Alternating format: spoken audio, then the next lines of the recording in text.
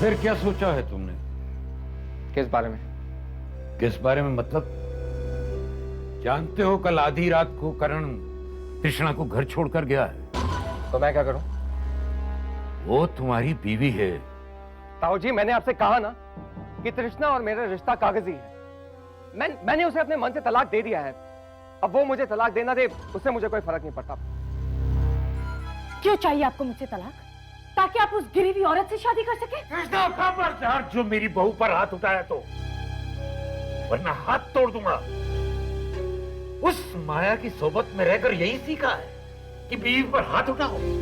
तो इससे कहिए कि ये अपनी हद में रहे। अरे अपनी हद में तू रहे, भी होश में आ जा, वरना वो लड़की तुझे बर्बाद कर देगी, तबाह कर देगी। बर्बाद तो आप लोग मुझे कर रहे हैं ताऊ जी। ये औरत मुझे कर रही है। अच्छी खासी सुकून से जिंदगी गुजार रहा था मैं। इसके आने से तो तेरी जिंदगी संवर गई। तू तो एहसान फरामोश है, ना शुक्र है। हाँ, ना शुक्र हूं मैं, एहसान फरामोश हूं मैं। सब यही सुनना रह गया था। आप लोगों ने मेरा जीना हराम कर दिया है। ताऊ जी, I don't want to stay over here। मैं आप लोगों के साथ तो धमकी किसे दे रहे हो? जाओ, जाकर गलियों की खाक छानो। जाओ, निकल जाओ यहाँ से। मैं जा रहा हूं यहाँ से। ताऊ जी, वो तुम एक लफ्ज नहीं बोलोगी।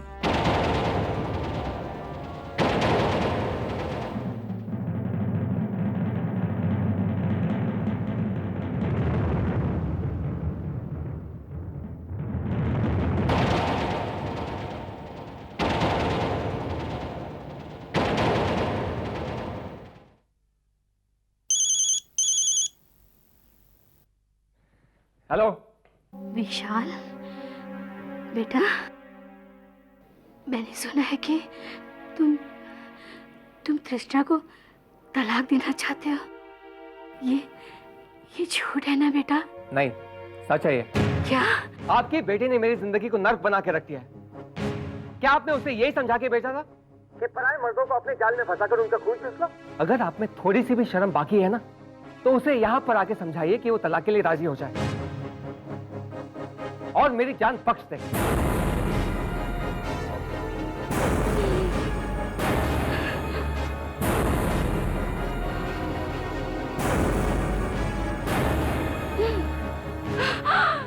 दीदी,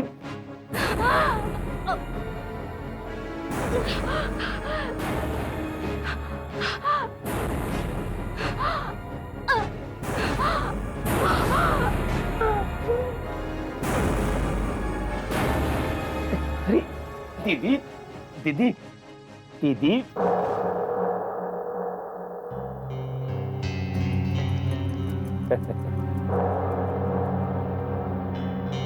लगता है गई।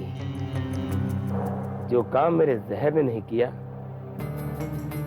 वो जमाई बाबू के एक फोन ने कर। वाह जमाई बाबू वाह।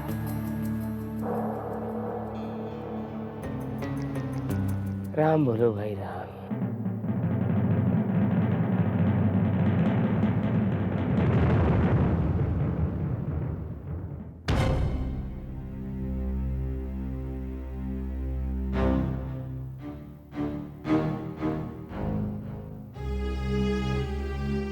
माया,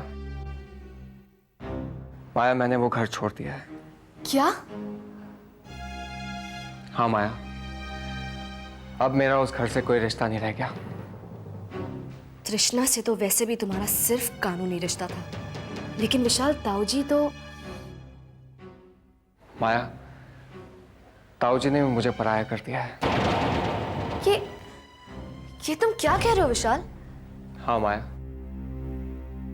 मम्मी और पापा के गुजर जाने के बाद मैंने ताऊजी को अपना सब कुछ माना, और आज एक ही पल में उन्होंने इतनी आसानी से कह दिया कि मैं एहसान फरामोश हूं, नाशुक्र हूं। इतने बरसों की ममता, इतना प्यार, जैसे एक ही झटके में उन्होंने झुठला दिया। बस यही कसर बाकी छोड़ी थी तृष्णा ने। तुम फिक्र मत करो विशाल, जैसे ही ताऊजी तृष्णा की असलियत से वाकिफ हो जाएंगे,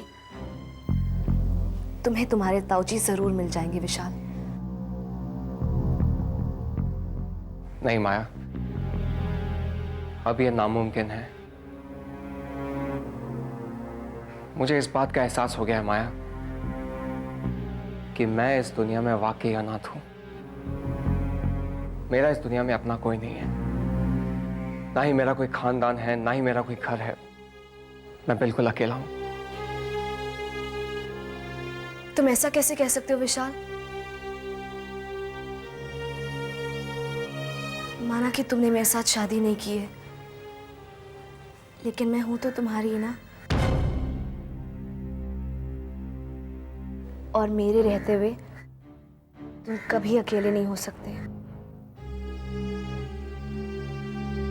ओ माया, मैं भी तुम्हारी हूं और ये घर भी। विशाल, आज से तुम यहीं रहोगी, ओके? लेकिन माया। लेकिन कुछ नहीं। क्या मैं तुम्हारी नहीं हूं? माया, तुम कैसी बातें कर रही हो? Of course I love you. तो आज से तुम यहीं रहोगे मेरे पास, ऑलराइट? थैंक्स माया।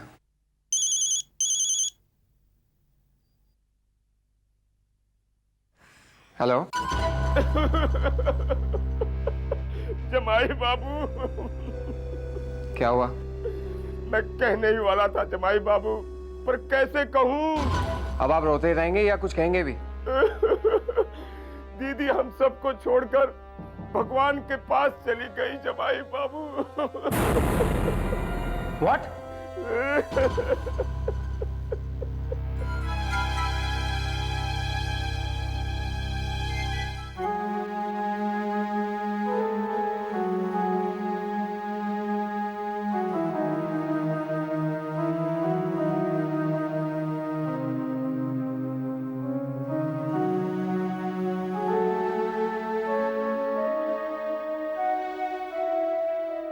भाई साहब, ये मेरी दीदी नहीं थी, माँ समान थी। माँ शक्ति की मूरत थी, हिम्मत की मिसाल थी। पर मैं नहीं जानता था कि इतनी कमजोर दिल की निकलेंगी। जमाई बाबू ने थोड़ा सा कुछ कह दिया और हे भगवान, जमाई बाबू क्या कहे? हे भगवान।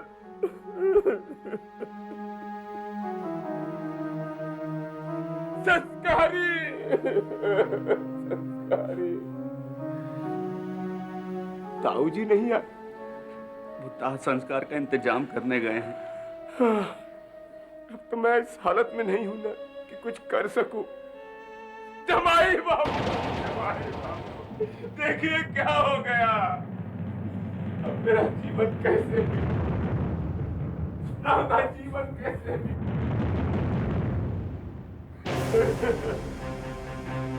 हे भगवान।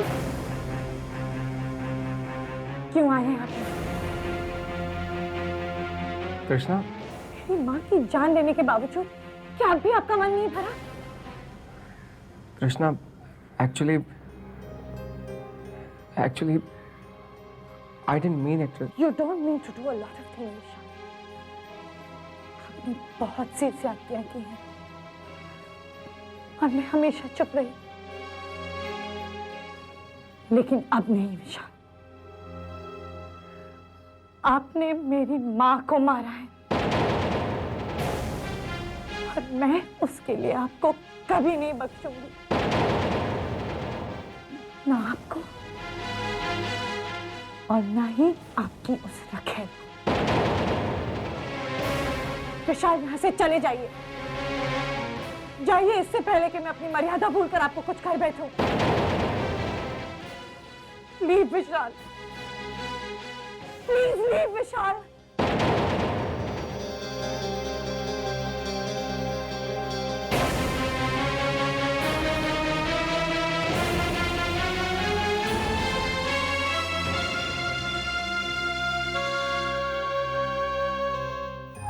माया, तुमने इतना बड़ा फैसला अपने आप कैसे कर लिया? क्योंकि अब मैं इस काबिल हूं दादी माँ कि मैं अपने फैसले खुद कर सकूं। जानती हो तुम्हारे इस फैसले से घर के बाकी लोगों पर क्या असर पड़ सकता है? तुमने विशाल को इस घर में रहने की इजाजत कैसे दे दी?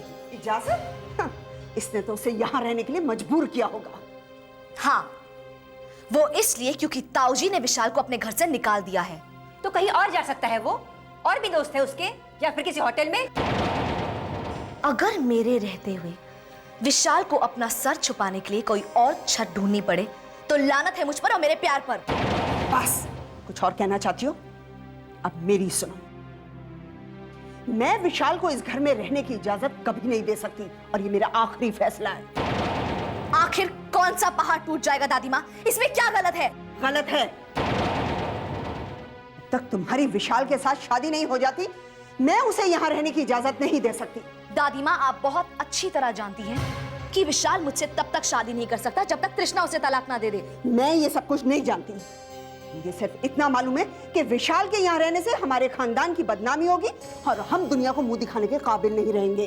ओह, तो अब मेरे घर वालों को मुझसे ज्यादा दुनिया की परवाह होने लगी है। माया, ऐसी बात है तो फिर ठीक है, विशाल यहां नहीं रहेगा, वो होटल में रहेगा मेरे साथ। शायद ऐसा करने से आपके खानदान की इज्जत सलामत रहे दादी माँ।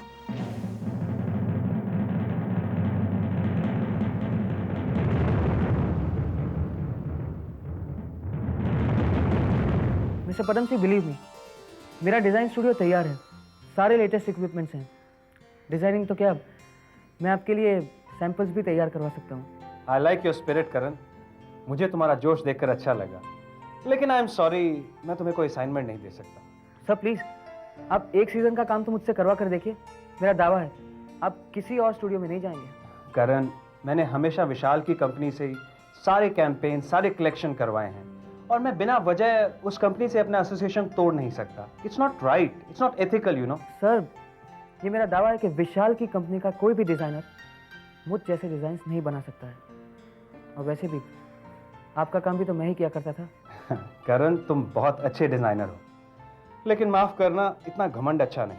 सर, मैं तो सिर्फ ये कह रहा था कि करण, तुम्हारे अलावा कई डिज़ाइनर्स हैं जिन्होंने मेरी कंपनी के लिए डिज़ाइंस बनाए हैं जो कि तुमसे भी बेहतर हैं। मसलन तृष्णा। सर, अगर तृष्णा आपके लिए डिज़ाइनिंग करे तो? Are you sure? I can try. ठीक है करण, अगर तुम ये डिजाइन तृष्णा से बनवा सकते हो तो तुम्हें ये कॉन्ट्रैक्ट देने में मुझे कोई हिचकिचाहट नहीं है। Thanks a lot sir. लेकिन करण, अगर तृष्णा ने ये डिजाइन बनाने से इनकार किया, then I'll be sorry.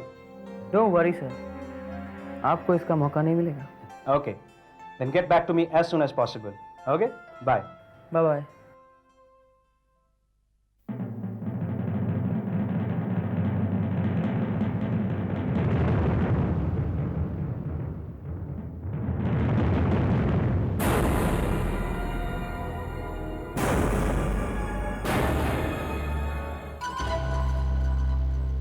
Home, my sweet home.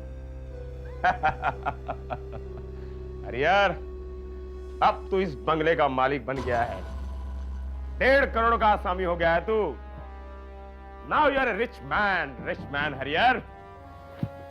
अब तो इस रेखा से भी दिल भर गया है, तो नई नई मेमो के साथ कुछ छर्रे उड़ाऊंगा। लंदन, पेरिस, जर्मनी, न्यूयॉर्क जाऊंगा।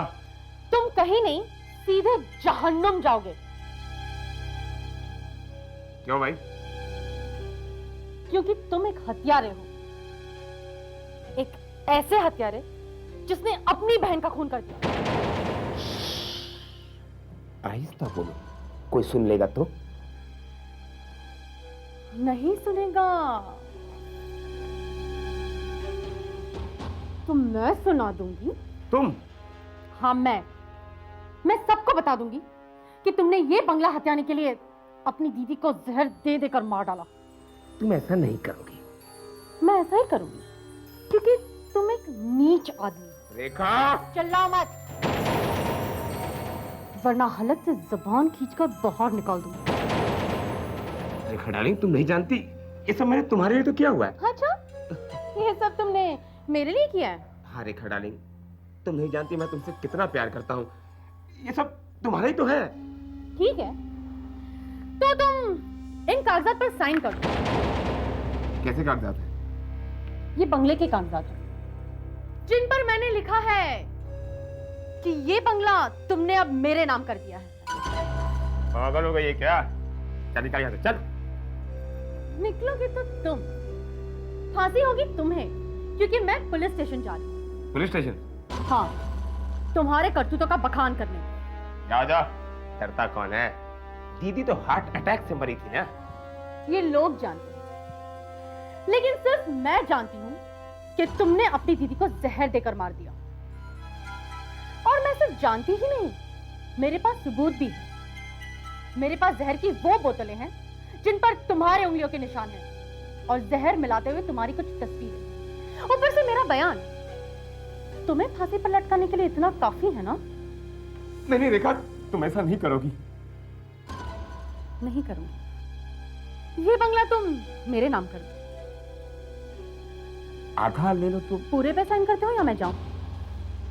सोच लो, जब गले पर फांसी का फंदा कसेगा तो आंखें बाहर निकल आएगी, और जब जल्लाद लीवर खींचेगा तो लटक कर मरने में बहुत तकलीफ होगी। मैं जाऊं? नहीं, मैं साइन करता हूँ।